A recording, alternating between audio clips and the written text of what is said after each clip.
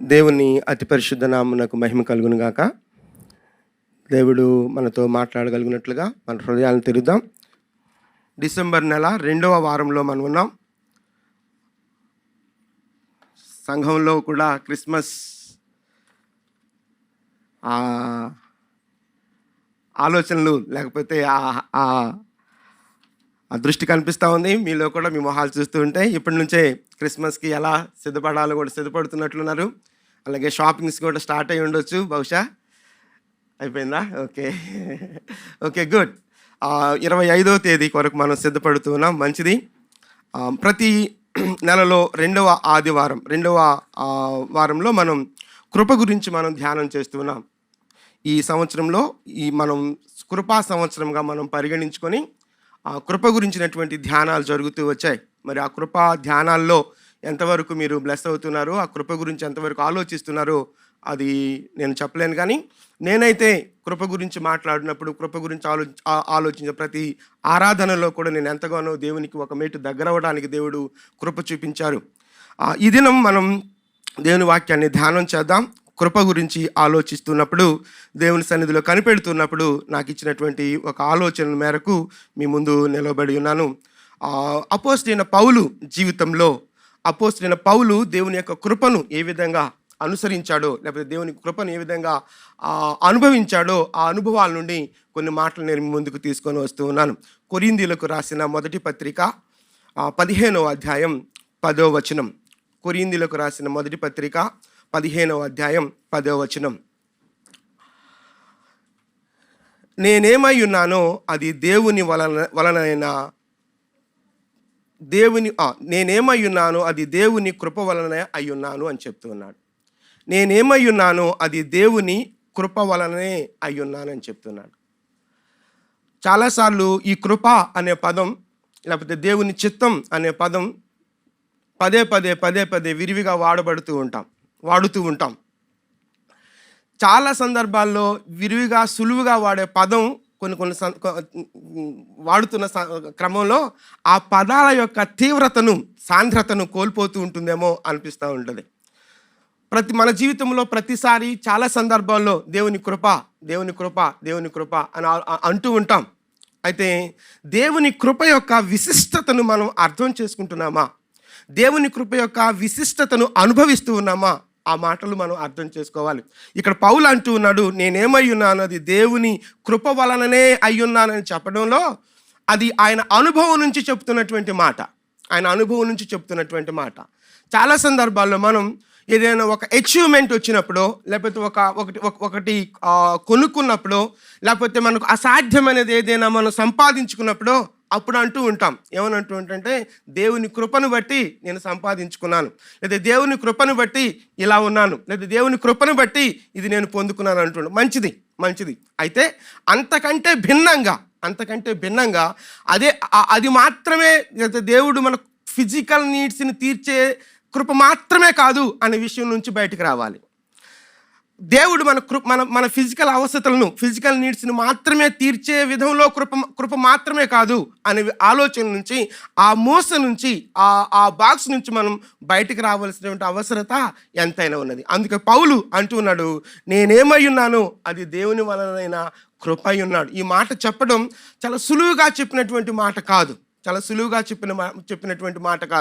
ఆయన అనుభవం, ఆయన జీవిత అనుభవం అది. ఒకసారి మనం చూద్దాం, ముందుకు వెళ్దాం. అపోస్తల కార్యములు 9వ అధ్యాయం మొదటి వచనాన్ని చూస్తే, అపోస్తల కార్యములు 9వ అధ్యాయం మొదటి వచనంలో సౌలుగా పిలువబడుతున్న పరిస్థితి ఇక్కడ కనిపిస్తుంది. సౌలుగా ఉన్నటువంటి పౌలు చూద్దాం. సౌలు ఇంకను ప్రభు యొక్క శిష్యులను బెదిరించుటయును, హత్య చేయుటను తన ప్రాణాధారమైనట్టు ఉన్నాడు. సౌలు యొక్క ప్రయాణం, సౌలు యొక్క స్థితి ఏ విధంగా ఉందంటే, ప్రభు యొక్క శిష్యులను బెదిరిస్తూ ఉన్నాడు, హత్య చేయుట తనకు ప్రాణాధారమై ఉన్నట్టుగా భావిస్తున్నాడు, అలాగే చేస్తూ ఉన్నాడు. అలాంటి పరిస్థితిని మనం చూస్తున్నాం. ఈ పౌలు యొక్క ఆ దుస్థితిని ఈ పౌలు యొక్క ఈ నేను దేవుని వలనైన కృప అయ్యున్నాననే మాట చెప్పినట్టు పౌలు యొక్క గతాన్ని మనం చూస్తున్నాం. ఓకే, తిమోతికి రాసిన మొదటి పత్రిక 1వ అధ్యాయం 12వ వచనంలో కూడా చెప్తూ ఉన్నాడు, దూషకుడును, హింసకుడును, హానికరుడను అని చెప్తూ ఉన్నాడు. దూషకుడను, హింసకుడను, హానికరుడను అని చెప్తూ ఉన్నాడు. ఇంకా చూస్తే కొరింథీయులకు రాసిన మొదటి పత్రిక 15వ అధ్యాయం 9వ వచనంలో ఇంకా మనం ఆలోచిస్తున్నప్పుడు కొన్ని మాటలు మనం చూస్తున్నప్పుడు, దేవుని సంఘమును హింసించువాడను, ఎలయనగా నేను అపోస్తులందరిలో తక్కువ వాడను, దేవుని సంఘమును హింసించువాడను అని చెప్తున్నాడు. హింసించువాడను, దేవుని సంఘాన్ని హింసించేవాడను, హింసిస్తున్నవాడను అని చెప్తూ ఉన్నాడు. ఓకే, కాబట్టి ఇలాంటి పౌలు ఒక మార్పు గురించి మనం ఆలోచించినప్పుడు, ఇలాంటి పౌలు మారిన తరువాత, దేవుని చేత ఎన్కౌంటర్ చేయబడిన తర్వాత, లేకపోతే దేవుని చేత సంధించబడిన తర్వాత పౌలులో వచ్చినటువంటి మార్పులు మనం చూస్తూ ఉన్నాం. లేకపోతే దేవుని సన్నిధిలో ఎన్కౌంటర్ చేయబడుతున్న ఆ స్థితిని కూడా మనం చూద్దాం. ఇప్పుడు అపోస్తుల కార్యం 9వ అధ్యాయంలో మొదటి నుంచి ఆ మాటలు మనం చూస్తున్నప్పుడు ఆ విషయాలు మనకు కనిపిస్తాయి. సౌలు ఇంకను ప్రభు యొక్క శిష్యులను బెదిరించుటను, హత్య చేయుటను ప్రాణాధారంగా పెట్టుకొని వెళుతున్నటువంటి ఆ సౌలు అతడు ప్రయాణము చేయొచ్చు దమస్కు దగ్గరికి వచ్చినప్పుడు అకస్మాత్తుగా ఆకాశము నుండి ఒక వెలుగు అతని చుట్టూ ప్రకాశించను. జాగ్రత్తగా ఈ మాటలు గమనించాలి. అతడు ప్రయాణము చేయొచ్చు దమస్కు వరకు వచ్చినప్పుడు అకస్మాత్తుగా ఆకాశం నుండి ఒక వెలుగు అతని చుట్టూ ప్రకాశించను. ఆ తర్వాత సౌలా అని పిలిచినప్పుడు ఆయన స్వరాన్ని కూడా విన్నట్లుగా మనం చూస్తున్నాం. జాగ్రత్తగా మనం ఆలోచించాలి. దేవుడు సౌలును సంధించిన విధానాన్ని బట్టి సౌలు ఏ విధంగా తన జీవితంలో నేనేమై ఉన్నాను, అది దేవుని వలన కృపై ఉన్నాను, లేదా కృప వలన ఉన్నాను అని చెప్పి ఆ స్థాయికి ఎలా ఎదిగాడో ఆ విషయాలు మనం ఆలోచించాలి. చూద్దాం. ఇక్కడ మనం చూస్తున్నప్పుడు ఆ వెలుగు చేత సంధించబడి ఆ వెలుగు అతని చుట్టూ ప్రకాశించింది, ఆ చుట్టూ ఆవరించింది. ఆ సౌలా అనేటువంటి స్వరాన్ని విన్నాడు. జాగ్రత్తగా చూస్తే ఇది ఆకాశపు వెలుగు, ఆకాశపు స్వరం. ఇది దేవుని యొక్క వెలుగు, దేవుని యొక్క స్వరం. కాబట్టి ఈ మాటలు చూస్తున్నప్పుడు సౌలు సంధించబడిన తర్వాత పౌలుగా మారినటువంటి పరిస్థితుల్లో తన ఆధిక్యతలను కూడా మనం చూడబోతున్నాం. తన ఆధిక్యతలు ఏంటి అని అంటే, ఫిలిప్పీయులకు రాసిన పత్రిక 3వ అధ్యాయం 5 నుంచి 8వ వచనం వరకు మనం చూస్తే ఈ విషయాన్ని మనం చాలా సందర్భాల్లో మనం ధ్యానం చేస్తాం. ఆయన మరొకసారి పౌలు యొక్క జీవితాన్ని మనం ఆలోచిస్తున్నాం కాబట్టి మనం చూద్దాం. ఫిలిప్పీయులకు రాసిన పత్రిక 3వ అధ్యాయం 5 నుంచి 8వ వచనం వరకు చూస్తే తనకున్నటువంటి ఆధిక్యతల గురించి అక్కడ మాట్లాడుతూ ఉన్నాడు. ఆధిక్యతలు 8వ దినమున సున్నతి పొందాడు. అది గొప్ప ఆధిక్యత. ఇశ్రాయేలు ప్రత్యేకించబడినటువంటి, దేవుని చేత ప్రత్యేకించబడిన జనాంగం. అందులో బెన్యామీను గోత్రం ఒక ప్రత్యేకమైన గోత్రం. అలాగే హెబ్రీ సంతానమైనటువంటి వాడు. ఇంకా ధర్మశాస్త్ర విషయమందు పరిసయ్యుడు. ఆసక్తి విషయంలో సంఘమును హింసించువాడు. మతాశక్తి విషయమై సంఘాన్ని హింసిస్తున్నటువంటి సౌలుగా అక్కడ మనకు కనిపిస్తున్నాడు. అంత మాత్రమే కాదు, ఇంకా చెప్తున్నాడు, నీతి విషయము లేకపోతే ధర్మశాస్త్రం వలన అయినటువంటి నీతి విషయంలో అనిందుడనయ్యుంటిని అని చెప్తున్నాడు. ఇంత గొప్ప క్వాలిటీస్ ఉన్నటువంటి, ఇంత గొప్ప ఆ బ్యాక్గ్రౌండ్ ఉన్నటువంటి సౌలు ఈ పరిస్థితులన్నింటినీ చూస్తున్నప్పుడు ఆ సౌలు యొక్క ఆ బ్యాక్గ్రౌండ్స్ లేకపోతే ఆ ఆధిక్యతలను అనుసరించి, లేకపోతే తనకున్నటువంటి ఆ ఆధిక్యతను ఎంతో అతిశయించేటువంటి స్థితి ఉంది. అయితే అపోస్తుల కార్యంలో 9వ అధ్యాయంలో జరగబడినటువంటి ఆ ఎన్కౌంటర్లో, లేదా దేవుడు సంధించబడిన తరువాత సౌలు పౌలుగా మార్చబడిన స్థితిలో వచ్చినటువంటి ఆ మార్పు, ఆ పరిణామాన్ని, ఆ పరివర్తనను మనం ఆలోచిస్తూ ఉన్నప్పుడు ఇక్కడ చూద్దాం. 3వ అధ్యాయంలోనే ఆ ఫిలిప్పీయులకు రాసిన పత్రిక 3వ అధ్యాయం 9 నుంచి 14వ వచనం వరకు చూస్తే, క్రీస్తును సంపాదించుకొని ధర్మశాస్త్రమైనటువంటి నా నీతిని కాక క్రీస్తునందలి విశ్వాసం వలనైన నీతి. జాగ్రత్తగా మనం చూస్తే క్రీస్తునందలి విశ్వాసం వలనైన నీతి, నా నీతి కాదు. ఒకప్పుడు నేను అనింద్యుడను, ధర్మశాస్త్ర విషయంలో నిందారహితుడిని, లేకపోతే నీతిమంతున్నటువంటి ఆ నీతిమంతులను అని చెప్పినటువంటి ఆ సౌలు ఇప్పుడు మాట్లాడుతున్నటువంటి మాట అక్కడ అంటున్నాడు, ఆ విశ్వాసమును బట్టి దేవుడు అనుగ్రహించిన నీతి గలవాడనై ఆయన యందు అగపడు నిమిత్తము ఏ విధము చేతనైనను మృతులలో నుండి నాకు పునరుద్ధానము కలుగు చేయవలనని ఆయన మరణం విషయంలో సమాన అనుభవం గలవాడనై సమాన అనుభవం గలవాడనై దేవుని చేత సంధించబడిన తర్వాత దేవుని యొక్క అనుభవాలలోనికి, సమాన అనుభవాల్లోనికి తను ఐడెంటిఫై చేసుకుంటున్నట్లుగా మనకు అర్థమవుతా ఉంది. ఈ సమాన అనుభవంలోనికి ఐడెంటిఫై చేసుకునే క్రమంలో అది కృప అని ఎంచుతూ ఉన్నాడు. లేకపోతే తన ఆధిక్యతను పొందుకుంటున్నప్పుడు, తన ఆధిక్యతను హెచ్చింప చేసుకుంటున్నప్పుడు అది కృప అని చెప్పట్లేదు, కానీ తనతో దేవునితో సమాన అనుభవాన్ని పొందుకునే క్రమాన్ని కృపగా ఎంచుతున్నటువంటి పౌలును ఇక్కడ మనం చూస్తూ ఉన్నాం. మంచిది. కాబట్టి మనం ఆలోచిస్తున్నప్పుడు మనం పొందుకున్నటువంటి ఈ మానిటరల్ లేకపోతే ఈ ఫిజికల్ బ్లెస్సింగ్స్ని బట్టి చాలా సందర్భాల్లో మనం కృప లేకపోతే దేవుడు నాకు ఇచ్చిన కృప అని చెప్పుకుంటున్నాం. మంచిదే. అంతకంటే అత్యధికమైనటువంటి మనం కోరుకోదగినటువంటి కృప ఏంటి అని అంటే, ఆయనను గూర్చినటువంటి సహానుభవంలో, ఆయన వలనైనటువంటి కృపలో మనం ఎదగగలిగినప్పుడు మన ద్వారా దేవుడు చేయబోయే కార్యాలు అత్యద్భుతం. చాలా సందర్భాల్లో మన వ్యక్తిగత జీవితాల్లో, విశ్వాసంలో పరిమితుల నుంచి మనం బయటికి రాగలగాలి. ఏదో మన కుటుంబాల్లో జరిగేటువంటి భౌతిక పరమైనటువంటి ఆశీర్వాదాలను బట్టి కృప అని ఎంచకుండా, మంచిదే, అది కృపే, దేవుడు మనకిచ్చినటువంటి ఆశీర్వాదమే, మంచిదే. దానికంటే అతీతమైనటువంటి దేవునితో సహానుభవం కలిగినటువంటి అనుభవాల్లోనికి వెళ్ళగలిగే కృపను మనము అనుభవిస్తూ ఉన్నామా అనే ఆలోచన, ఆ స్థాయికి, అలాంటి విశ్వాసపు పరిపక్వతలోనికి మనం ఎదగవలసినటువంటి అవసరత ఎంతైనా ఉన్నది. సంగమా, ఆలోచిద్దాం. దేవుడు అన్నప్పుడు, క్రీస్తు అన్నప్పుడు, లేకపోతే క్రైస్తవులు అన్నప్పుడు దేవుడు తప్పకుండా మనల్ని ఆశీర్వదిస్తాడు, అబండెన్స్ ఇస్తాడు, సమృద్ధినిస్తాడు. మంచిదే.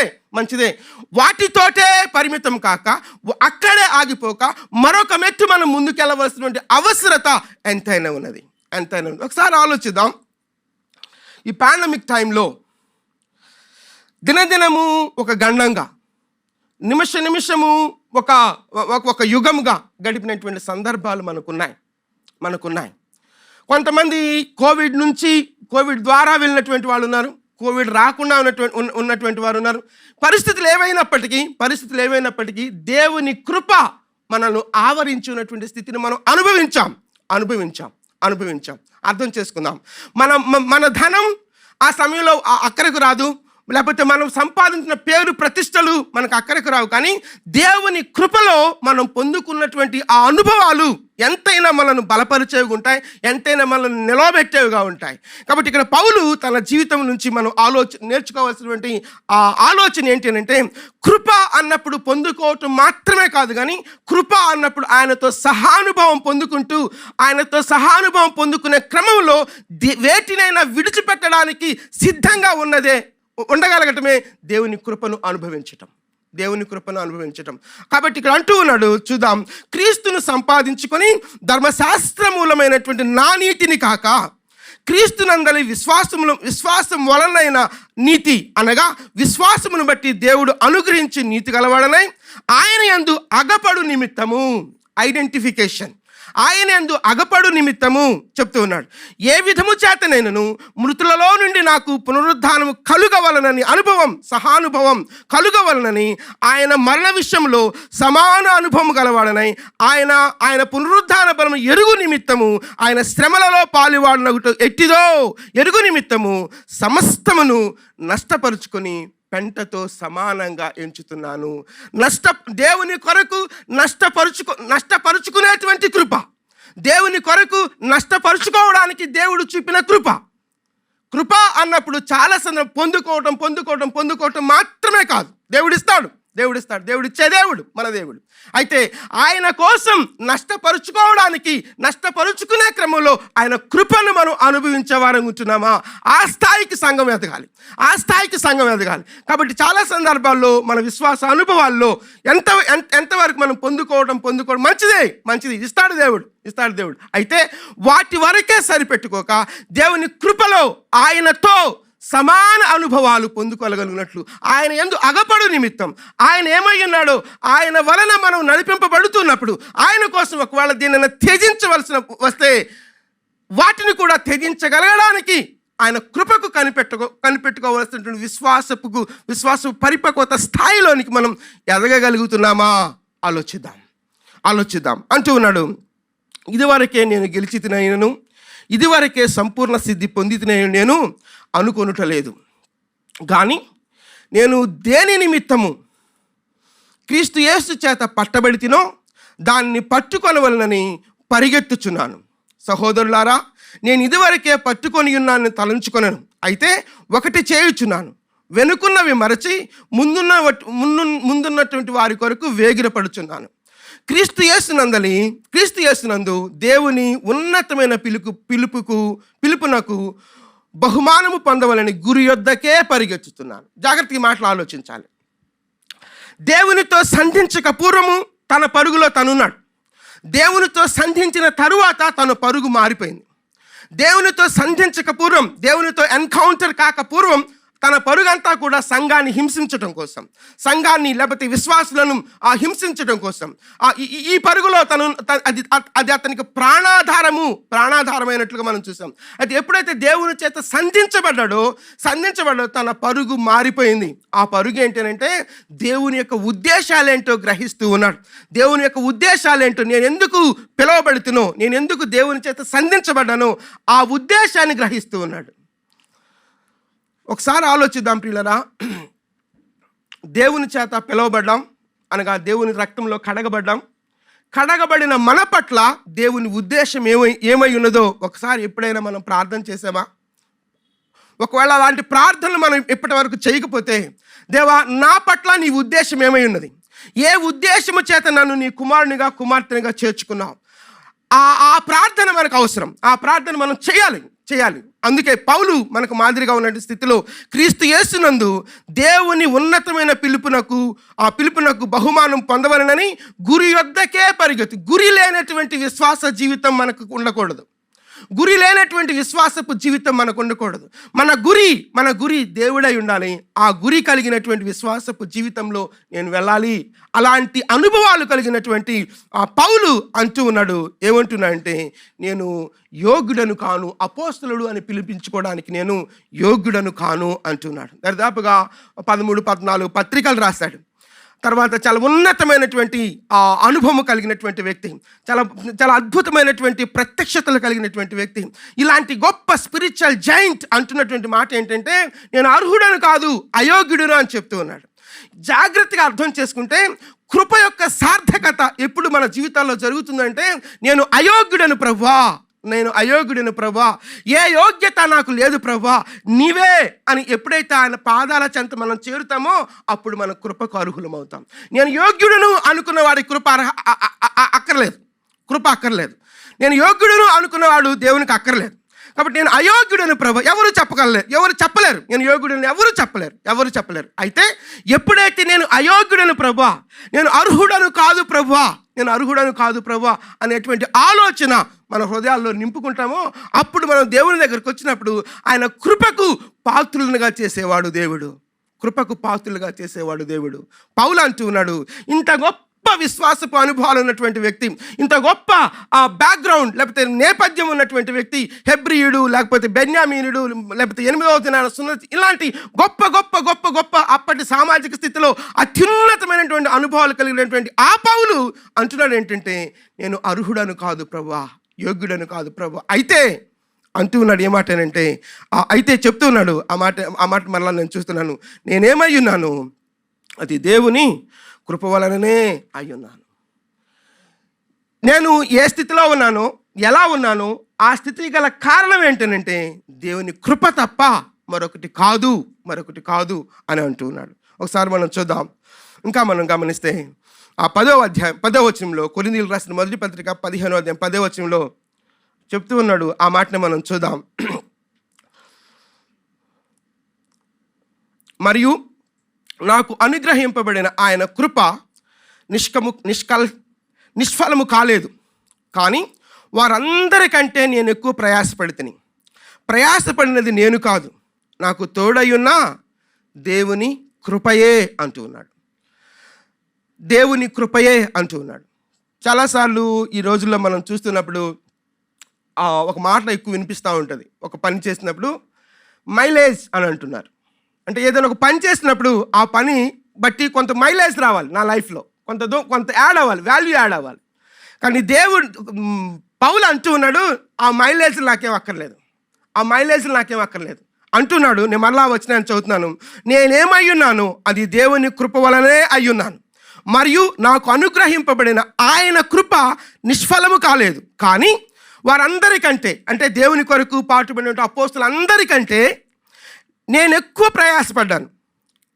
జాగ్రత్తగా గమనించాలి. నేను ఎక్కువ ప్రయాసపడ్డానని విడిచిపెడితే మరొకలాగుండేది. కానీ ఇక్కడ పౌలు యొక్క యాటిట్యూడ్ని లేదా వైఖరిని మనం చూస్తున్నాం.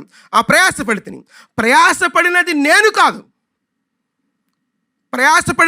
కాదు, నాకు తోడై ఉన్న దేవుని కృప, నాకు తోడై ఉన్న దేవుని కృప. ఒక చిన్న పని చేసినా, ఏ చిన్న పని చేసినా ఆ పని ద్వారా దేవునికి ఆపాదించవలసినటువంటి మహిమను ఆపాదించగలిగే స్వభావం అనుకుంటుందా?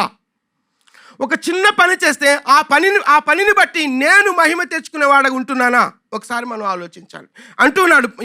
పౌలు అంటున్నాడు, నేను ఎక్కువ ప్రయాసపడ్డాను, అయితే ప్రయాసపడినది నేను కాదు, నాకు తోడై ఉన్న దేవుని కృపే. అలా ప్రయాసపడడానికి దేవుడు నాకు కృప చూపించాడు తప్ప నా ఆధిక్యతలను బట్టి లేకపోతే నా శక్తి సామర్థ్యాలను బట్టి నేను ప్రయాసపడలేదు అని చెప్తూ ఉన్నాడు. కాబట్టి ఒకసారి మనం ఆలోచిద్దాం. పౌలు యొక్క నేపథ్యాన్ని మనం చూసాం. పౌలు ఎలాంటి నేపథ్యంలో నుంచి వచ్చాడో ఆ నేపథ్యాన్ని మనం చూసాం. ఆయన పూర్వం ఉన్నటువంటి దుస్థితి ఏంటి అని అంటే దూషకుడు, హింసకుడు, హానికరమైనటువంటి వాడుగా మనం చూసాం. గలతీయులు రాసిన పత్రికలో 1వ అధ్యాయం 13వ వచనాన్ని మనం చూస్తే, పూర్వము యూదయ మతస్థుడినై ఉన్నాను, నేను దేవుని సంఘమును అపరిమితముగా హింసించి నాశనము చేయుచు నా పితరుల పారంపర్యాచారమందు విశేషాసక్తి గలవాడనై నా స్వజాతీయులలో నా సమాన వయస్కులైన అనేకుల కంటే యూద మతములో ఆధిపత్యము నొందిన వాడను. దాని గురించి చెప్తూ అది మీరు విన్నారు అని చెప్తున్నారు. అయితే ఇక్కడ జాగ్రత్తగా మనం గమనించాలి. పౌలు యొక్క లేకపోతే సౌలు యొక్క లేకపోతే పౌలు గురించే మనం పౌలు యొక్క పూర్వపు స్థితి గురించి మాట్లాడుతూ ఉన్నాడు. పూర్వపు స్థితి గురించి మాట్లాడుతున్నప్పుడు యూద మతస్థుడను అని చెప్తున్నాడు. ఆధిక్యతలు మనం చూసాం, యూద మతస్థుడును అని చెప్తున్నాడు. ఇంకా చెప్తూ, నేను దేవుని సంఘమును అపరిమితముగా హింసించి నాశనం చేశాను, నా పితరుల పారంపర్యాచారమైన విశేషమైనటువంటి వాటి గురించి ఆసక్తి కలిగిన వాడిని అని చెప్తున్నాడు. అయితే అక్కడ మనం చూస్తే అయినను అనే మాట చాలా ప్రాముఖ్యమైన మాట. ఇలాంటి పరిస్థితుల్లో నేను ఉన్నప్పటికీ అయినను తల్లి గర్భమందు పడినది మొదలుకొని నన్ను ప్రత్యేకించి తన కృపచేత పిలిచిన దేవుడు నేను అన్యజనుల్లో తన కుమారుని ప్రకటించేదనని అని చెప్తా ఉన్నాడు. చూద్దాం జాగ్రత్త చూడండి. అక్కడ మనం చూస్తే నేను చెప్తున్నాడు, పూర్వము యూద మతస్థుడిని లేకపోతే తనకున్నటువంటి దేవునికి వ్యతిరేకమైన లక్షణాల గురించి చెప్తున్నాడు. అయినను ఇలాంటి దుస్థితిలో నేను ఉన్నప్పటికీ, అయినను తల్లి గర్భమందు పడినది మొదలుకొని నన్ను ప్రత్యేకపరిచి తన కృపచేత పిలిచిన దేవుడు నన్ను అన్యజనులలో తన కుమారుని ప్రకటించవలనని కృప నాకు అనుగ్రహించాడు అని చెప్తున్నాడు. జాగ్రత్తగా మాటలు గమనించాలి. పౌలు జీవితం గురించి మనం ఆలోచించినప్పుడు యేసుక్రీస్తు లేకపోతే ఆకాశపు వెలుగు, ఆకాశపు స్వరము చేత సంధించక పూర్వం పౌలు యొక్క దుస్థితి మనం చూసాం. ఎప్పుడైతే దమస్కు మార్గంలో ఆకాశపు స్వరాన్ని లేకపోతే ఆకాశపు వెలుగు ఆవరించిందో ఆ తర్వాత ఆయన పరిస్థితిని మనం చూస్తున్నాం. జాగ్రత్తగా ఆలోచించాలి. ఇక్కడ మనం జాగ్రత్తగా అర్థం చేసుకోవాల్సిన విషయం ఉంది. ఏంటి అని అంటే, ఎప్పుడైతే సౌలు సంధించక పూర్వం తనకున్నటువంటి ఆ స్థితి ఏంటంటే రిలీజియస్ మతపరమైనటువంటి ఆసక్తితో నింపబడినటువంటి వాడు. ఎప్పుడైతే దేవుడి చేత సంధించబడ్డాడో దేవునితో రిలేషన్లోనికి వచ్చాడు. జాగ్రత్తగా మాటలు అర్థం చేసుకోవాలి. Religion and relation. దేవుడు ఎప్పుడైతే యూద మతస్థుడిని లేకపోతే హెబ్రీయుడును, బెన్యామీనుడును లేకపోతే 8వ దినాన సున్నతి చేయబడ్డాను తన ఆధిక్యతలన్నీ చెప్పుకుంటూ ధర్మశాస్త్రం గురించి చెప్తూ అనిందుడని చెప్తున్నప్పుడు అదంతా కూడా రిలీజియన్, యూద మతస్థుడు అని చెప్తున్నాడు. ఎప్పుడైతే దేవుడు అది సంఘాన్ని హింసించేవాడిని ఇవన్నీ చెప్తున్నప్పుడు దేవుని చేత ఎప్పుడైతే ఎన్కౌంటర్ చేయబడ్డాడో ఆ తదుపరి జరిగినటువంటి పర్యవసానం ఏంటంటే దేవునితో రిలేషన్లోనికి వచ్చాడు. జాగ్రత్తగా అర్థం చేసుకోవాలి. అది దేవుని కృప. ఒకవేళ నేను ఆ మతాచారాల్లో ఉన్నట్లయితే, ఒకవేళ నేను ఆ మతాచారంలో కొట్టుకొని పోతున్నట్లయితే దేవుని కృపను నేను అనుభవించేవాడిని కాదేమో. కానీ ఈ దినాన నేను ఈ విధంగా ఉన్నానంటే తల్లి గర్భంలో ఉండగానే నన్ను ప్రత్యేకపరుచుకున్నాడు. ఆ ప్రత్యేకపరుచుకోవటం దేవుని కృప అని నమ్ముతూ ఉన్నాడు. నేను ఒక మాట మాట్లాడాలనుకుంటున్నాను. సంఘంగా విశ్వాసులంగా దేవుని చేత పిలువబడినప్పటికీ ఇంకా రిలీజియన్ క్రైస్తవులుగా మనం ఉండొద్దు. అందుకే అక్కడ అంటున్నాడు కదా, ఆ యూద మతస్థుడు నేను దేవుని సంగతి చెప్తూ నా పితరుల పారంపర్యాచారమందు విశేష ఆసక్తి గలవాడను అని చెప్తున్నాడు. పితరుల పారంపర్యాచారమందు విశేషమైనటువంటి ఆసక్తి గలవాడను అని చెప్తున్నాడు. రిలీజియన్ క్రైస్తవులముగా చెప్పుకుంటూనే లేకపోతే పితరుల పారంపర్య ఆచార సంబంధమైనటువంటి విశ్వాసపు అనుభవాల్లో కొట్టుకొని పోతూ ఉంటే క్రిస్మస్లు వస్తూ ఉన్నాయి, వెళ్ళిపోతూ ఉన్నాయి. అలాగే ఆచార సంబంధంగా మన జీవితాల్లో క్రిస్మస్లు దొరికిపోతూ ఉంటే ఒక నిమిషం ఆగుదాం. రిలీజియన్లోని కాకుండా దేవునితో రిలేషన్లోనికి రావడానికి ఇష్టపడదాం. క్రిస్మస్ అనగానే లేదా కృప గురించి ఆలోచిస్తున్నప్పుడు, ఈయన జీవితంలో మనం ఆలోచిస్తున్నప్పుడు ఆ రిలీజియన్తో రిలేషన్ కాదు, కానీ దేవునితో కావాల్సిన రిలేషన్ కావాలి మనకి. ఒకవేళ ఇలాంటి పౌలు వలె లేకపోతే సౌలు వలె అలాంటి దోషకులు హింసకులు కాకపోయినప్పటికీ క్రైస్తవ్యంలో ఉంటూ రిలీజియన్ క్రైస్తవులుగా మనం ఉండొద్దు. మనం ఉండటానికి వీల్లేదు. రిలేషనల్ క్రిస్టియన్స్గా మనం ఉందాం. దేవునితో, క్రీస్తు ప్రభువారితో ఆ సమాన అనుభవంలోనికి వెళ్ళేటువంటి ఆ అనుభవం కలిగినటువంటి క్రైస్తవులుగా మనం ఉండడానికి దేవుడు కృప చూపించేలాగున ప్రార్థన చేద్దాం. క్రిస్మస్లు జరుపుకుందాం, మంచిదే. ఆచార సంబంధమైనటువంటి క్రిస్మస్లు మనకు అవసరం లేదు. క్రిస్మస్లు మనకు రిలీజియన్ అక్కర్లేదు, మనకు రిలేషన్ కావాలి. రిలీజియన్ మనకు అవసరం లేదు, రిలేషన్ కావాలి. నేను మరలా ప్రశ్నిస్తున్నాను, ఈ ప్రశ్న నేను కూడా ప్రశ్నించుకున్నాను. ఏ మేరకు నేను మతాచార సంబంధమైనటువంటి విశ్వాసపు లేదా అలాంటి ఒరవడిలో నేను కొట్టుకొని పోతున్నాను? ఏ మేరకు రిలేషన్లో ఉన్నాను? దేవునితో రిలేషన్లో ఉన్నాను. కాబట్టి ఎప్పుడైతే రిలీజియన్ విడిచిపెట్టి రిలేషన్లోకి వచ్చాడో పౌలు ఏమంటూ ఉన్నాడనంటే, అక్కడ మనం చూసాం కదా, ఆ సహోదరులారా, నేను ఇదివరకే పట్టుబడి ఉన్నానని తలంచుకోను, కానీ అయితే ఒకటి చేయుచున్నాను. రిలేషన్ ఒకటి చేయుచున్నాను. అదేంటి అంటే వెనుకున్నవి మరచి ముందున్న వాటి కొరకు వేగిరపడుచున్నాను. వెనుక నాకు చాలా ఉన్నాయి, మతం ఉంది, వెనుక ఆధిక్యతలు ఉన్నాయి. వాటన్నిటిని మరచి ముందు ఎవరున్నారంటే క్రీస్తు సిలువ ఉంది, క్రీస్తు అనుభవం ఉంది, క్రీస్తుతో పునరుద్ధాన సహాన అనుభవం ఉంది, క్రీస్తుని వెంబడించాలనే తపన ఉంది. వాటి కోసం నేను వేగిరపడుచున్నాను అని చెప్తున్నాడు. ఆలోచిద్దాం ప్రియులారా, మతపరమైనటువంటి లేకపోతే పితృపారంపర్యమైనటువంటి క్రిస్మస్లు కాదు, కానీ లేకపోతే ఆ మతాచార సంబంధమైనటువంటి అనుభవాల్లో మనం ఉండటానికి వీల్లేదు, కానీ రిలేషన్లోనికి మనం రావడానికి ఇష్టపడదాం. అట్టి కృప సంఘానికి మన వ్యక్తిగత సంబంధాల్లో దేవుడు మనకు అనుగ్రహించేలాగున ప్రార్థించాడు. అంత మాత్రమే కాదు, ఈయన కృప పొందాడు. నేను కృపై ఉన్నానని చెప్పినటువంటి ఈయన కృప పొందాడు. ఎలాగోనంటే చదువుదాం. తల్లి గర్భమునందు పడినది మొదలుకొని నన్ను ప్రత్యేకపరిచి తన కృప చేత పిలిచిన దేవుడు నన్ను అన్యజనులలో తన కుమారుని ప్రకటించవలెనని అని చెప్తూ ఉన్నాడు. జాగ్రత్తగా ఆలోచిద్దాం. కృప పొందిన నీవు దేవుని చేత కృప పొంది దేవుని కృప మేరకు మనం రక్షింపబడినటువంటి వ్యక్తులంగా ఆ కృపను అనుభవించే వారంగా మాత్రమే మనం ఉండటానికి లేదు, కానీ కృప పొందిన నీవు ఇతరులకు కృపను అందించే వారంగా మనం ఉండాలి. మనం ఒక ఛానల్స్గా, ఒక వారధులంగా మనం ఉండాలి. అది పౌలు జీవితం నుంచి మనం నేర్చుకోవాలి. చూద్దాం, ఆ తర్వాత కూడా మనం చూద్దాం. అపోస్తలుల కార్యంలో 9వ అధ్యాయం 15వ వచనంలో మనం చదవబడినప్పుడు, అందుకు ప్రభువు నీవు వెళ్ళుము, అన్యజనుల ఎదుటను రాజుల ఎదుటను ఇశ్రాయేలు ఎదుటను నా నామమును భరించుటకు ఇతడు నేను ఏర్పరచుకుని నా సాధనమై ఉన్నాడు. ఇతడు నా నామము కొరకు ఎన్ని శ్రమలు అనుభవించవలనో ఇతనికి నేను చూపుతానని చెప్పాడు. నా నామములో ఎన్ని శ్రమలు అనుభవించాలో నేను చూపిస్తానని చెప్పాడు. నా సాధనం అని చెప్పాడు. కాబట్టి ఇప్పుడు పౌలు అంటున్నటువంటి ఆ మాట ఎప్పుడు అంటున్నానంటే, శ్రమలు అనుభవించిన తర్వాత అది కృప అంటున్నాడు. లేకపోతే నేనేదో ఆస్తులు, అంతస్తులు, లేకపోతే పేరు ప్రఖ్యాతులు పొందుకున్న తర్వాత అది కృప అని అనడం లేదు. కానీ ఉన్న ఆస్తులను లేకపోతే ఉన్న ఆధిక్యతలను కోల్పోయి క్రీస్తు కొరకు శ్రమపడి క్రీస్తు సాధనంగా ఏర్పాటు చేయబడిన స్థితిలో అది కృప అంటున్నాడు. నేనేమై ఉన్నాను, అది దేవుని వలనైనటువంటి కృప అంటున్నాడు. ఎప్పుడు అంటున్నాడు అంటే, తన ఆధిక్యతలు కోల్పోయిన తర్వాత, తన ఆధిక్యతలు పెంటతో సమానంగా ఎంచి క్రీస్తు కొరకు సాధనంగా ఉపయోగపడే ఆ క్రమంలో అంటున్నాడు అది కృప అంటున్నాడు. నేర్చుకుందాం ప్రియులారా, నేర్చుకుందాం. దేవుడు మనల్ని హెచ్చరిస్తూ ఉన్నప్పుడు హెచ్చరికలను తీసుకుందాం. విశ్వాసము అన్నప్పుడు మన అనారోగ్య స్థితి నుంచి బయటకు తీసుకొని రావడం, లేకపోతే మన కుటుంబాల్లో ఉద్యోగాలు రావడం, లేకపోతే మన బిడ్డల జీవితాల్లో మంచి భవిష్యత్తు ఉండటం, అది మాత్రమే కాదు. ఆ బాక్స్ నుంచి, ఆ పరిమితం నుంచి మనం బయటికి రావాల్సిన అవసరం ఎంతైనా ఉంది. క్రీస్తు కొరకు శ్రమపడే సాధనాలుగా మనం నిలబడటమే దేవుని కృప.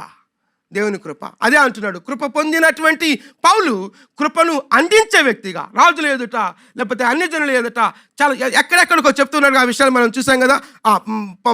అపోస్తలుల కార్యం 9:15 వచనంలో, అందుకు ప్రభు నీవు వెళ్ళుము, అన్ని జనుల ఎదుటను రాజుల ఎదుటను ఇశ్రాయేలు ఎదుటను నా నామము భరించుటకు, అది కృప అని ఎంచాడు. నా నామము భరించుటకు ఇతడు నేను ఏర్పరచుకునే సాధనమై ఉన్నాడు. ఇతడు నా నామము కొరకు ఎన్ని శ్రమలు అనుభవించున్నది నేను చూపిస్తానని చెప్తున్నాడు.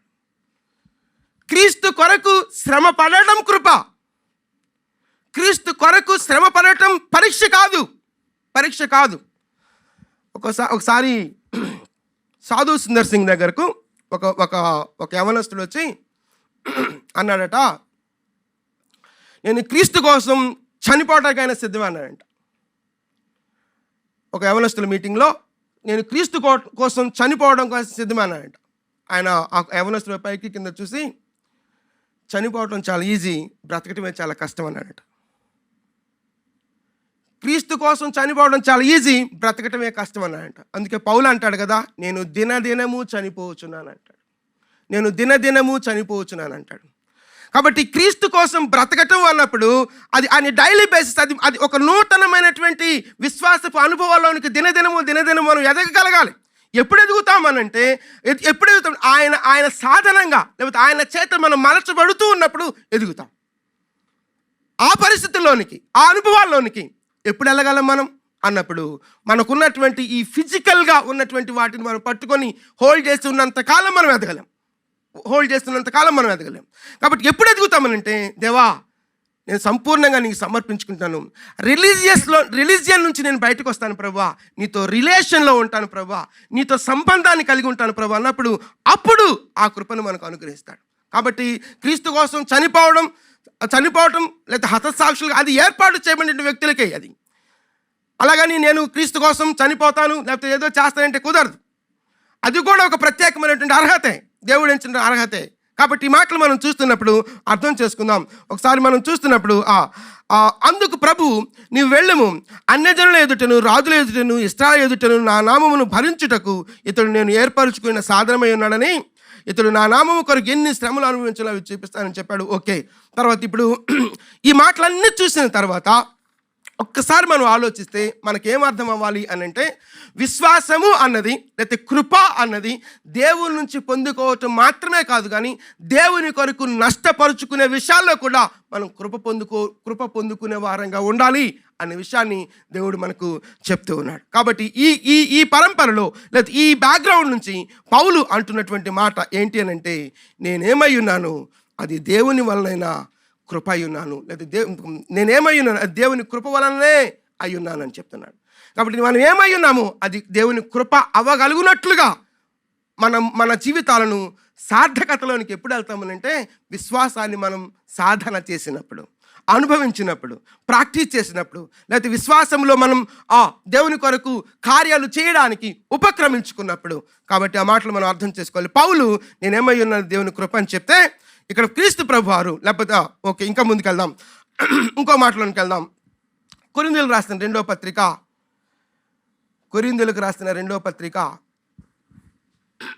12వ అధ్యాయం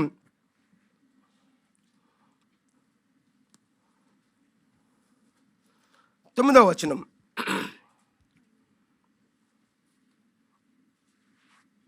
నేను చదువుతాను. కొరింథీయులకు రాసిన 2వ పత్రిక 12వ అధ్యాయం 9వ వచనం. నా కృప నీకు చాలును అని చెప్తూ ఉన్నాడు. ఆ ముందు వచనాల్లో మనం చూస్తే చాలా విషయాలు క్రీస్తు ఆ ప్రత్యక్షతల గురించి మాట్లాడుతూ ఉన్నాడు. నాకు ఎలాంటి ప్రత్యక్షతలు ఇచ్చాడో ఆ ప్రత్యక్షతలు అన్నింటి గురించి మాట్లాడుతున్నాడు. మాట్లాడిన తర్వాత నా శరీరంలో ఒక ముళ్ళుంది, ఆ ముళ్ళును గురించి నేను ముమ్మారు ప్రార్థన చేశాను. ఆ ప్రార్థన చేసినప్పుడు దేవుడు నాకు ఇచ్చిన సమాధానం ఏంటంటే, నా కృప నీకు చాలును అంటున్నాడు. చాలిన కృప. ఎప్పుడు చాలిన కృప? శ్రమలలో చాలిన కృప. ఓకే, ఆ మాటలు మనం చూద్దాం. ఇలా నా కృప నీకు చాలును అని చెప్పిన తర్వాత ఆ కృపను అనుభవిస్తున్నటువంటి పౌలు తన శ్రమల గురించి కూడా మనం మాట్లాడాలి. శ్రమల గురించి కూడా మనం జ్ఞాపం చేసుకోవాలి. కొరింథీయులకు రాసిన పత్రికలోనే 2వ పత్రికలో 11వ అధ్యాయం 23 నుంచి 29వ వచనం వరకు చాలా శ్రమలు అక్కడ ఉన్నాయి. అవి నేను చెప్తున్నాను. అపరిమితముగా దెబ్బలు తిన్నానని చెప్తున్నాడు. అనేక పర్యాలు చెరసాల్లో వేయబడ్డానని చెప్తున్నాడు. యూదుల చేత 5 సార్లు కొరింథీయులకు రాసిన 2వ పత్రిక 11వ అధ్యాయం 23 నుంచి 29వ వచనం వరకు ఆ మాటలు మనకు కనిపిస్తాయి. Okay, right. 5 మారులు, ఒకటి తక్కువ 40 దెబ్బలు తిన్నాను. బెత్తముతో కొట్టబడ్డాను. ఒక్కసారి 3 బెత్తములతో కొట్టబడ్డాను. ఒకసారి రాళ్లతో కొట్టబడ్డాను. 3 ఓడ పగిలి శ్రమపడ్డాను. ఒక రాత్రి మగళ్ళు సముద్రంలో గడిపాను. అనేక పర్యాయాలు ప్రయాణంలో, ఆ నదుల్లోనైనా, ఆపదల్లో, దొంగల వలనైనా, ఆపదల్లో, చాలా ఆపదలు చెప్పుకుంటూ వస్తూ, నా స్వజనుల వలనైనా ఆపదల్లో, అన్యజనులైన ఆపదల్లో, పట్టణంలో, అరణ్యంలో, సముద్రంలో, కపట సహోదరులు, వీరి వలన నేను చాలా హింసలు లేకపోతే చాలా ఆపదలు భరించాను. కష్టాలు, జాగారాలు, ఆకలి దప్పులు, ఉపవాసాలు, దిగంబరత్వం, వీటన్నిటిని గూర్చి చెప్తూ రాస్తూ అంటున్నటువంటి మాట ఏంటి అంటే, ఈ శ్రమలన్నీ నేను భరించాను. ఈ శ్రమలన్నీ భరించడానికి గల కారణం ఏంటి అని అంటే దేవుని యొక్క కృపే అంటూ ఉంటాడు. దేవుని యొక్క కృపే. ఈ శ్రమల గురించి చెప్తున్నప్పుడు, ఒక రాత్రి మగళ్ళు సముద్రంలో గడిపాను అన్నప్పుడు చాలా సులువుగా తీసుకోవడానికి లేదు. లేకపోతే 5 మార్లు ఒకటి తక్కువ 40 దెబ్బలు తిన్నాను అని చెప్తున్నాడు. 3 బెత్తంలో దెబ్బలు తిన్నానని చెప్తున్నాడు. ఇవన్నీ చెప్తున్నప్పుడు చాలా సులువుగా ఉన్నటువంటి మాటలు కావవి. చాలా సులువుగా జరిగినటువంటి మాటలు. ఇక్కడ మనం చాలా సులువుగా అలాగ ఒక పదం ఒక వచనంలో చదివేసుకుంటూ వెళ్ళిపోయినంత సులభంగా జరిగినటువంటివి కాదవి. ఆ శ్రమలలో సహా దేవుని విడిచిపెట్టకుండా, ఆ శ్రమలలో సహా దేవుని సాధనంగా ఆయన నిలబడినటువంటి స్థితి చెప్తా ఉన్నాడు. ఇంకా ఉన్నతమైనటువంటి అనుభవాన్ని ఇక్కడ మాట్లాడుతున్నాడు. ఒకసారి చూద్దాం. కొరింథీయులకు రాసిన 2వ పత్రికలోనే 12వ అధ్యాయం 8 నుంచి 10వ వచనం వరకు మనం చూస్తే అక్కడ మనం చూసాం, అది నా యొద్ద నుండి తొలగిపోవాలి ప్రభు అని ప్రార్థన చేశాను. 3 ప్రార్థన చేసినప్పుడు నా కృప నీకు చాలునని చెప్పాడు. అయితే ఒకసారి మనం చూస్తే అక్కడ చూద్దాం, నా శక్తి పరిపూర్ణము అగుచున్నది అని ఆయన నాతో చెప్పాడు. నేను మళ్ళీ మొదటి నుంచి చదువుతున్నాను. అది నా యొద్ద నుండి తొలగిపోవాలని 3 ప్రభువుని వేడుకుంటుని, అందుకు నా కృప నీకు చాలును, బలహీనత యందు నా శక్తి పరిపూర్ణమగుచున్నదని ఆయన నాతో చెప్పాను. జాగ్రత్త మాట చూడాలి. కాగా క్రీస్తు శక్తి నా మీద నిలుచు నిమిత్తము. ఆ మాటను జాగ్రత్తగా చూస్తే, ఫుట్ నోట్లో చూస్తే నన్ను కప్పు నిమిత్తము అని ఉంది. క్రీస్తు శక్తి నా మీద నిలుచు నిమిత్తం అనే మాట ఫుట్ నోట్లో నన్ను కప్పు నిమిత్తము అని చెప్తుంది. విశేషముగా నా బలహీనతల యందే బహు సంతోషముగా అతిశయపడుదును అంటున్నాడు. విశేషముగా జాగ్రత్త గమనించాలి. విశేషముగా నా బలహీనతల యందు బహు సంతోషిస్తున్నాను అని చెప్తున్నాడు. శ్రమలలో సంతోషించేటువంటి అనుభవాలు మనకు కావాలి. శ్రమలలో సంతోషించగలిగే అనుభవాల్లో దేవుని కృపను ఆశ్రయించగలిగినటువంటి విశ్వాసపు పరిపక్వతలోనికి మనం వెళ్ళగలగాలి అంటూ ఉన్నాడు. అక్కడ చూసాం కదా, నేను సంతోషిస్తున్నాను. దేంట్లో సంతోషిస్తున్నానంటే బలహీనతల్లో, శ్రమల్లో సంతోషిస్తున్నానని చెప్తున్నాడు. కాబట్టి అక్కడ మనం గమనిస్తే ఆ 9వ అధ్యాయంలో అపోస్తల కార్యం 9వ అధ్యాయం 3వ వచనం అక్కడ చూసినప్పుడు ఆకాశం నుంచి వెలుగు ఏం చేసిందనంటే ఆయన్ను ఆవరించినట్లుగా మనం చూస్తున్నాం. అతని చుట్టూ కమ్మినట్లుగా మనం చూస్తున్నాం. ఆ ఎన్కౌంటర్ తరువాత పౌలు జీవితంలో వచ్చినటువంటి ఆ మార్పుని మనం చూస్తున్నప్పుడు చాలా విస్తృతమైనటువంటి అన్ని రంగాల్లో తనకు వచ్చినటువంటి మార్పు అంతటిని బట్టి ఆయన చెప్తున్నటువంటి మాట, కనుక క్రీస్తు నిమిత్తము నాకు కలిగిన బలహీనతల్లో, నిందల్లోను, ఇబ్బందుల్లోను, హింసల్లోను, ఉపద్రవంలోను నేను సంతోషించుచున్నాను అంటున్నాడు. క్రీస్తు నిమిత్తము, కనుక క్రీస్తు నిమిత్తము నాకు కలిగిన బలహీనతల్లోను, నిందల్లోను, ఇబ్బందుల్లోను, హింసల్లోను, ఉపద్రవములను నేను సంతోషిస్తున్నాను అని చెప్తున్నాడు. ఇది ఎలా సాధ్యమైనది అని అంటే దేవునితో రిలేషన్, నాట్ రిలీజియన్.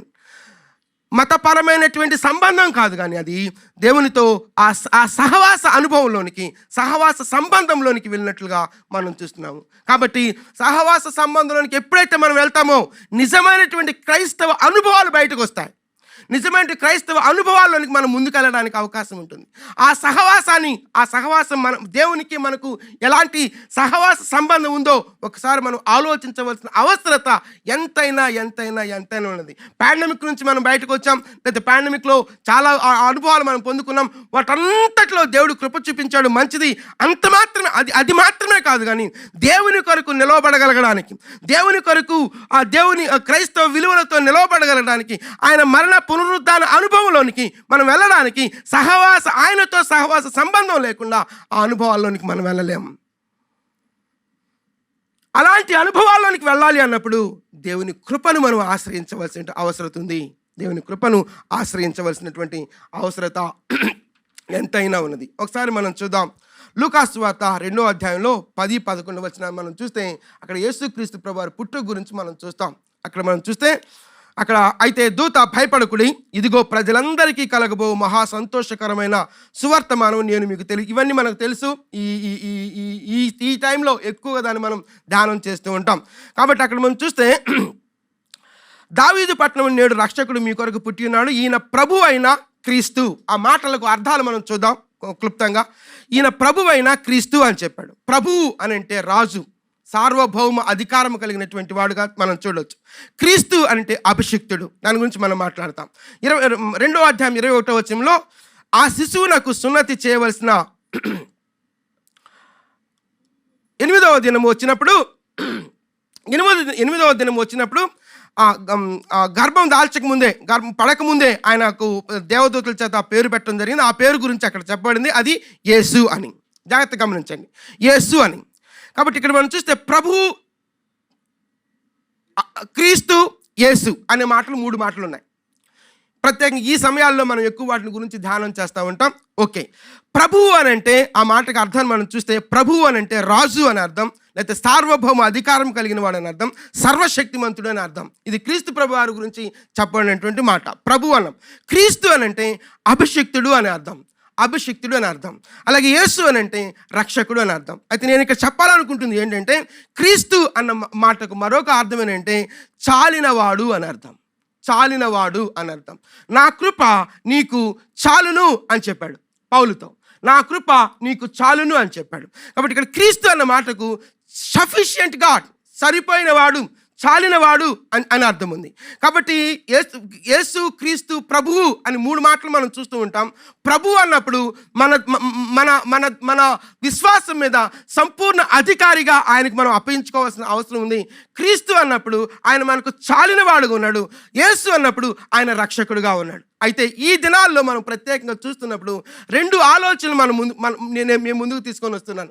ఒకవేళ నువ్వు విశ్వాసంలో కొనసాగుతూ ఉన్నప్పటికీ, ఎంతకాలం నుంచి విశ్వాసపు అనుభవాల్లో ఉన్నప్పటికీ, క్రీస్తుని ఒక సహవాస సంబంధంలోనికి తీసుకొని వస్తున్నావా, క్రీస్తుని ఒక రిలీజియన్, ఒక మతంగా, లేకపోతే ఒక మతంలో నేను ఉన్నాను అన్నట్లు ఫీల్ అవుతూ ఉన్నావా? అయితే ఈ దినాన మనం ఒక విషయంలో మనం రియలైజ్ అవ్వాల్సిన అవసరం ఉంది. క్రీస్తుతో సహవాస సంబంధంలోనికి మనం వెళ్ళినప్పుడే ఆయన కృపను, ఆయన సంపూర్ణ చాలిన సఫిషియంట్ గ్రేస్ని మనం అనుభవించగలం. లేకపోతే రిలీజియన్లో ఉన్నప్పుడు ఆ కృప పరిపూర్ణమైనది కాదు. అక్కడ కూడా కృప ఉన్నది, అయితే ఆ కృప పరిపూర్ణమైనది కాదు. దేవుని యొక్క పరిపూర్ణమైనటువంటి కృపలో మనం వెళ్ళినప్పుడు ఆయనతో సహాన అనుభవాల్లోనికి మనం వెళ్ళినప్పుడు ఆ కృప మన పట్ల విస్తరింపచేసేది ఉంది. అట్టి కృపకు మనం పాత్రలం అవ్వాలి అనేది పౌలు యొక్క అభిలాష. సంఘాలను హెచ్చరిస్తూ, సంఘాలను పురికొల్పుతూ, అనేక విషయాల్లో హెచ్చరిక చేస్తూ పౌలు మాట్లాడిన మాటలు చాలా ఉన్నాయి. అయితే పౌలు ఈ ఉదయకాల సమయంలో మనతో మాట్లాడుతున్న మాట ఏంటంటే, నేనేమై ఉన్నాను అది దేవుని వలన, కృప వలననే అయ్యున్నాను, కృప వలననే అయ్యున్నాను. మన ఆధిక్యతలను బట్టి నేను లేను, కానీ క్రీస్తుతో ఉన్నటువంటి సంబంధంలో నేనున్నాను. కాబట్టి ఇక్కడ మనం చూస్తున్నప్పుడు ఈ క్రిస్మస్ సీజన్లో ప్రత్యేకంగా కృప గురించి మనం ఆలోచిస్తున్నప్పుడు, చాలిన దేవుడు క్రీస్తు అన్నప్పుడు చాలిన దేవుడు ఉన్నాడు. ఆయన నీకు చాలినవాడు, నాకు చాలినవాడు. ఒకవేళ ఇప్పటికే దేవుని సొంత రక్షణగా అంగీకరించినట్లయితే ఆ అంగీకారం రిలీజియస్గా లేకపోతే మతపరంగా ఉండటానికి వీల్లేదు, కానీ అది రిలేషన్లోనికి రావాలి అనే విషయాన్ని నేను జ్ఞాపం చేస్తున్నాను.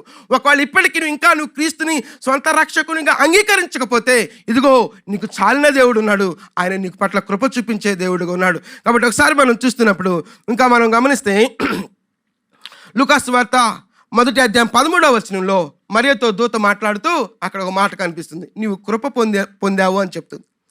నువ్వు కృప పొందావు అని చెప్తుంది. ఏ కృప పొందావు అని అంటే, కృపామయుని లేకపోతే కృపను ప్రపంచానికి అందించే కృప పొందావు. నువ్వు నీ గర్భం ద్వారా క్రీస్తుని నీ గర్భం ద్వారా ప్రపంచానికి లేకపోతే లోకానికి అందించే కృపను నువ్వు పొందావు అని చెప్తూ ఉన్నాడు. విశ్వాసులంగా మనం ఆలోచిస్తున్నప్పుడు కృప పొందిన మనం ఆ కృప పొందినంత ఆ పరిధుల్లోనే మనం ఉండక కృపను అందించే కృపను మనం పొందాం. కాబట్టి ఆ కృపలో మనం పాత్రులం కావాలి అనేది ఒకసారి మనం యోహాను సువార్త 1వ అధ్యాయం 14వ వచనం చూస్తే, ఆ యోహాను సువార్త 1వ అధ్యాయంలో అక్కడ వాక్యము గురించి, వాక్యము ఏమై ఉన్నదో ఆ విషయాలు చెప్తూ 14వ వచనంలో ఆ వాక్యము శరీరధారి అయి కృపా సత్య సంపూర్ణముగా మన మధ్య వసించను అని చెప్తున్నాడు. ఆ వాక్యము శరీరధారి అయి కృపా సత్య సంపూర్ణునిగా మన మధ్య వసించను. ఈ కృప ఎవరు అని అంటే ఇన్కారినేట్ గాడ్, యేసుక్రీస్తు ప్రభువారు. కాబట్టి ఆయన పరిపూర్ణతలో మనమందరము కృప వెంబడి కృప పొందుతున్నాము అని చెప్పి ఆ కింద వచనంలో చెప్తూ ఉంటాడు. అయితే నేను మీ ముందుకు తీసుకుని వచ్చిన 2 అంశాలు నేను చెప్తూ ఉన్నాను. ఒకటి, దేవుని సన్నిధిలో కృప పొందిన వారంగా ఎంతకాలం నుంచి నువ్వు విశ్వాస అనుభవాల్లో కొనసాగుతూ ఉన్నామో, రిలీజియస్గా మన విశ్వాసం ఉండటానికి వీల్లేదు, కానీ రిలేషన్లోనికి, క్రీస్తు ప్రభు రిలేషన్లోనికి రావాలి. కృప పొందిన నీవు ఇతరులకు కృపను అందించే వ్యక్తిగా ఉండాలి. నువ్వెందుకు కృప పొందావంటే, కృపను అందించడానికి నేను కృప పొందావు అనే విషయాన్ని ఆలోచిద్దాం. అలాగే దేవుని సన్నిధిని ఇంకా సొంత రక్షకునిగా అంగీకరింపకపోతే ఆయన మన పట్ల కృపను వెల్లడి చేస్తూ ఉన్నాడు. ఆయన చాలిన దేవుడుగా ఉన్నాడు. క్రీస్తు మనం విమోచించడానికి ఇష్టపడినటువంటి దేవుడుగా ఉన్నాడు. ఒక్కసారి ఆలోచిద్దాం, మనం ఏమై ఉన్నాం దేవుని సన్నిధిలో, దేవుని దృష్టిలో మనం ఏమై ఉన్నాం. ఒకప్పుడు హింసకుడు అన్న వ్యక్తి ఇప్పుడు ఎలా ఉన్నాడంటే, నేను కృపై ఉన్నాను అని చెప్తూ ఉన్నాడు. మరలా ఆ విషయాన్ని నేను అండర్లైన్ చేస్తున్నాను. ఎంతకాలం నుంచి మనం విశ్వాస అనుభవంలో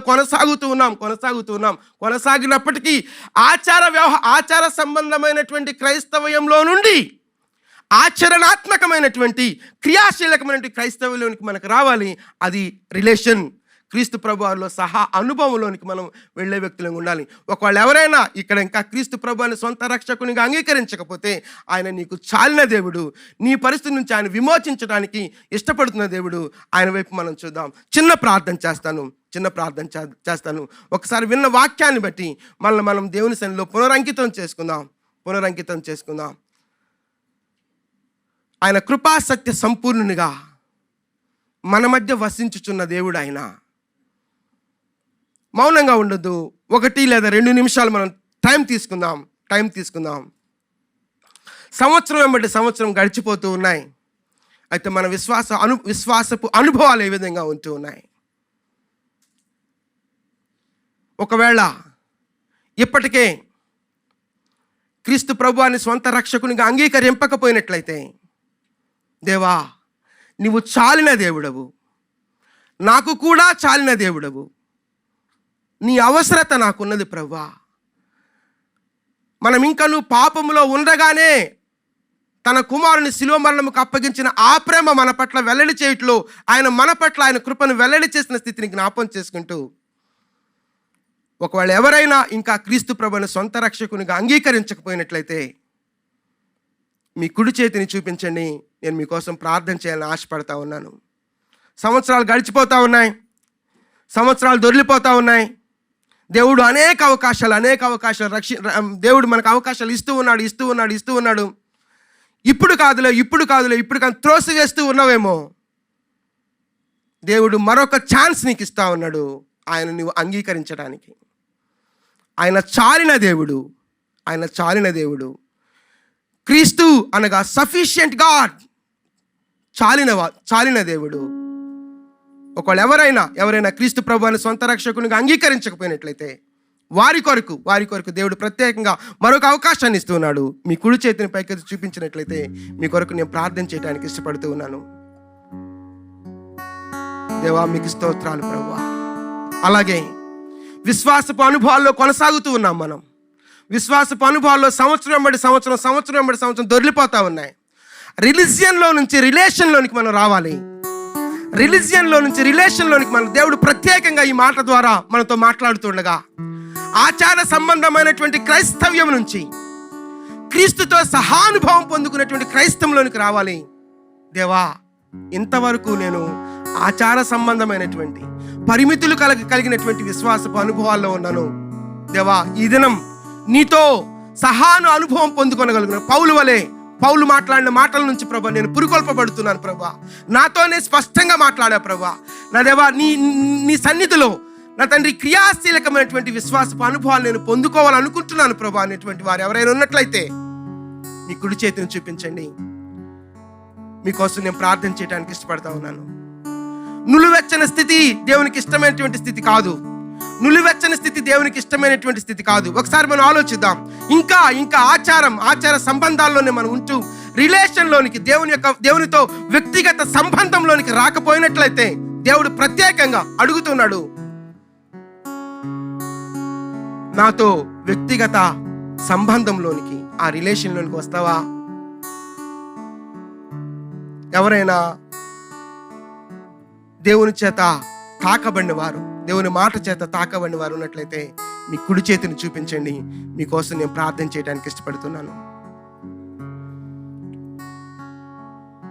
ఎవరైతే ఇప్పటి వరకు దేవుని సొంత రక్షకునిగా అంగీకరించలేదో వారు, నన్ను నేనుగా మీ సన్నిధిలో పునరంకితం చేసుకుంటున్నాను ప్రభువా, నీతో ఆ సంబంధంలోనికి రావాలని ఆశపడుతున్నాను ప్రభువా అన్నటువంటి వారు ఎవరైతే నిర్ణయం చేసుకున్నారో, మీకు అభ్యంతరం లేకపోతే మీరున్న స్థలాల్లో నిలవబడండి. మీకోసం ప్రార్థన చేయాలని ఆశపడుతున్నాను. దయచేసి ఎవరు సిగ్గుపడిన అవసరం లేదు. ఇది దేవుడు మనకిచ్చినటువంటి ఒక ప్రత్యేకమైనటువంటి సమయం. మరొక తరుణం దేవుడు ఒకవేళ మనకి ఇవ్వకపోవచ్చు. నన్ను నేనే నీ సన్నిధిలో సమర్పించుకుంటున్నాను ప్రభువా.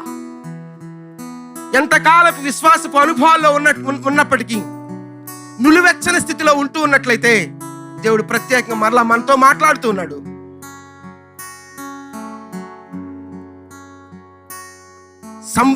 క్రీస్తుతో సంబంధము కలిగినటువంటి క్రైస్తవుల కోసం దేవుడు చూస్తున్నాడు. దేవా, నీతో నేను సంబంధాన్ని కలిగి ఉంటాను ప్రభా అన్నటువంటి వారు దయచేసి సిగ్గుపడొద్దు. నిలవబడండి. దేవుని సన్నిధిలో మనం పునరంకితం చేసుకుందాం. ప్రార్థన చేద్దాం. మహాకనికరం కలిగిన దేవా, మీ ఘననామానికి వందనాలు, స్తుతులు, స్తోత్రాలు చెల్లిస్తున్నాను ప్రభువా.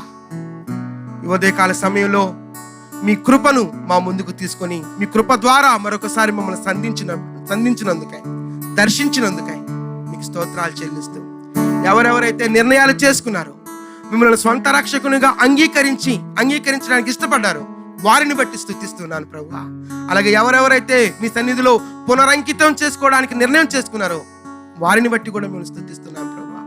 మీ కృపకు పాత్రులుగా మమ్మల్ని ఎంచుకున్నందుకే మీకు స్తోత్రాలు చెల్లిస్తూ, మీ కృప కలిగిన హస్తాల్లోనికి మమ్మల్ని మేముగా సమర్పించుకుంటూ, సమస్త ఘనత, మహిమ, ప్రభావములు మీరొక్కరే పొందుకోమని యేసుక్రీస్తు అతి ప్రశస్తమైన నామంలో కీర్తించి వేడుకొనుచున్నాం తండ్రి.